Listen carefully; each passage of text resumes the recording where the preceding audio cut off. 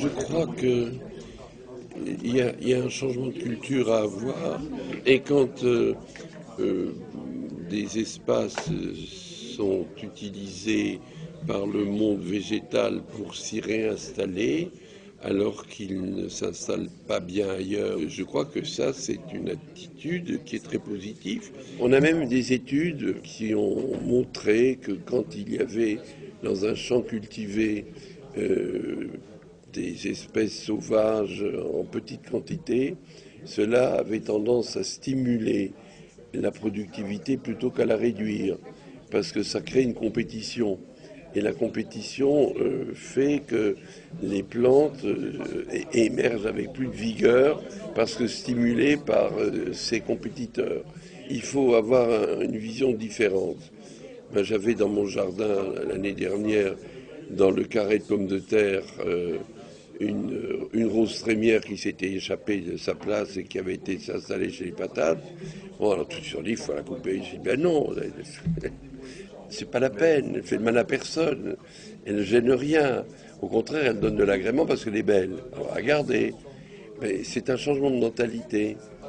S'il y a une petite plante au bord du macadam, à l'endroit où le macadam jouxte un immeuble, bon, il est bien clair que cette petite plante ne fait de mal à personne. Donc il faut qu'on ait une petite présence du monde sauvage autour de nous et que ça ne nous offusque pas.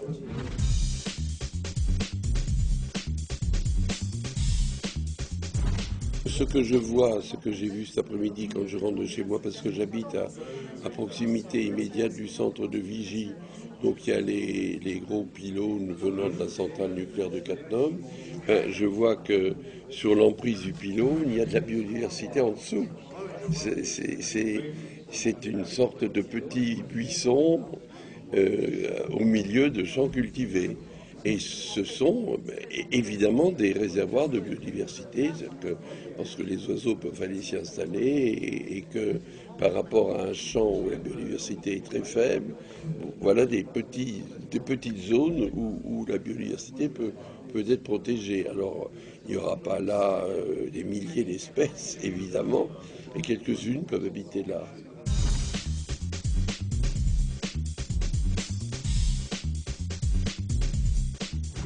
Ce sont des zones que vous occupez et qui font partie de votre territoire de responsabilité. Donc je trouve que c'est une initiative importante parce que ou bien on déniche un problème qu'on ne connaît pas, ou bien il n'y a pas de problème. Et on le verra quand on aura avancé un peu dans cette étude.